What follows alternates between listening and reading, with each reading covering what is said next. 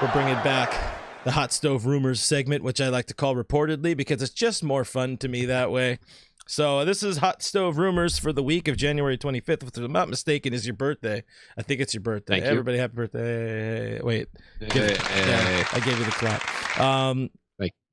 Just to kind of put into perspective for some folks out there, like the timing of where we're at in spring training or from spring training and in the off season, it's we can all look at this, and I know a lot of us do look at this, and we're like, when the hell is something going to happen? I want to see a move happen. Will somebody wake up Andrew Friedman?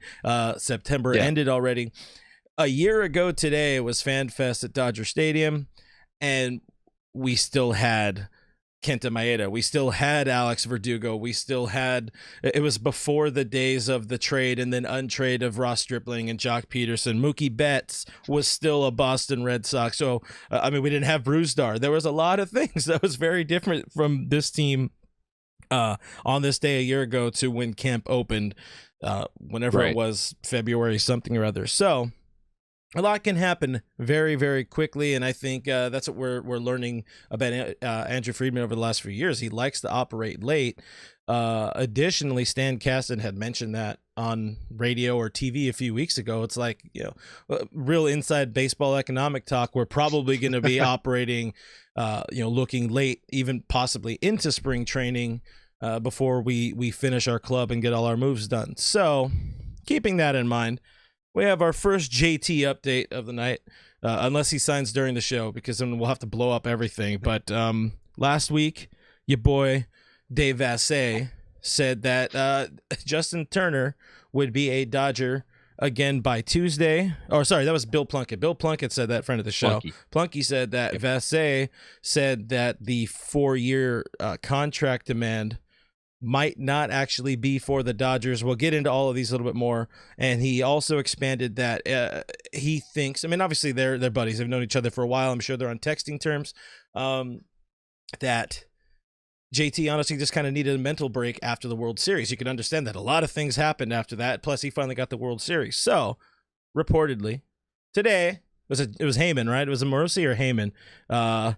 Yeah, Heyman, your boy John Heyman. You got to love him. He gives us something to talk about on Mondays, even if it's complete bullshit. But he said that as many as 4 teams, 4 teams could actually be in on JT. Of course, we saw Toronto early. Jerry Harrison Jr. was talking about the Mets maybe getting in there. You had mentioned the Braves possibly as like just braining an idea into existence, like where he could make sense. He wants to go to somewhere that can win. Processing all of that, where does all of this go on the sniff test for you? I don't know if we want to break this down one by one in the pieces or just let you show flow here.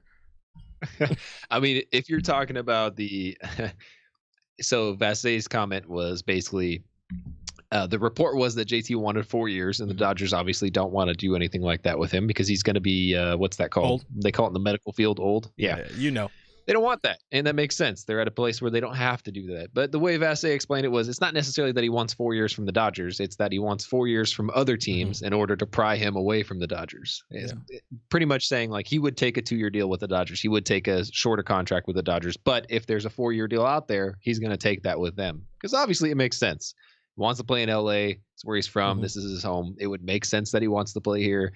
He saved his career, not even just revamped his career. He saved his career in LA, turned everything around, became a folklore type hero out here.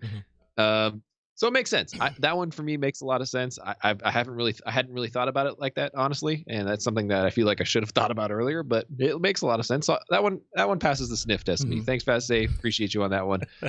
Plunkett missed the mark a little bit, but that's fine. It's a tough offseason to call. Still got time. It's a little tough. He still got time. He said Sports in LA, they do their show every Tuesday. So when they record, he said that he'll be a Dodger by the time they record next week, which would be tomorrow, Tuesday, or the day that this thing comes out as an audio podcast. So yeah, he probably missed the mark. Let's be real.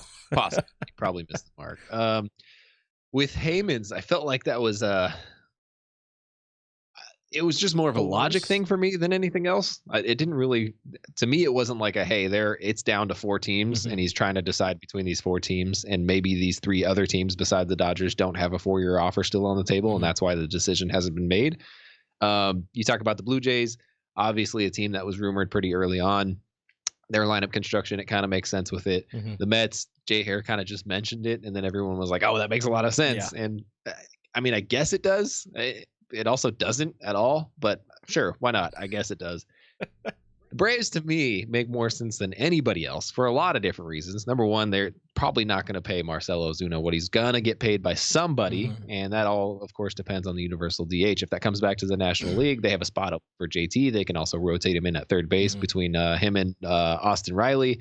Move Austin Riley to the out. There's a lot of things that make sense for it. So I think in that sense, there are probably a few teams that are genuinely interested in Justin Turner. I don't know how you couldn't really be interested in somebody with a bat like his, especially in the postseason, because you look at a lot of these teams that are just now getting back to postseasons, like the Blue Jays and like the Mets probably will at some point.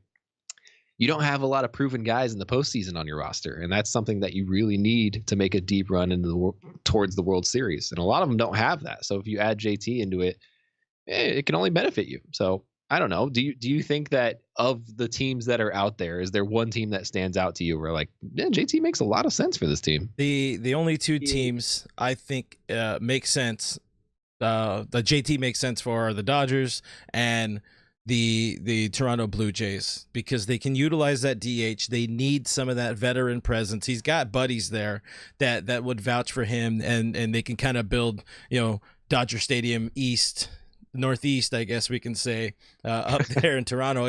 Northeast, very northeast. It'll make Gail happy to have some friends of the show closer to home there, but Choice Fielder, our boy Choice Fielder, talking about it, like without the DH, and we still don't know, it seems like the DH isn't going to happen. We will talk more DH a little bit later in the show, but without the DH, JT's market is basically reduced by 14 teams, half the league or somewhere around there.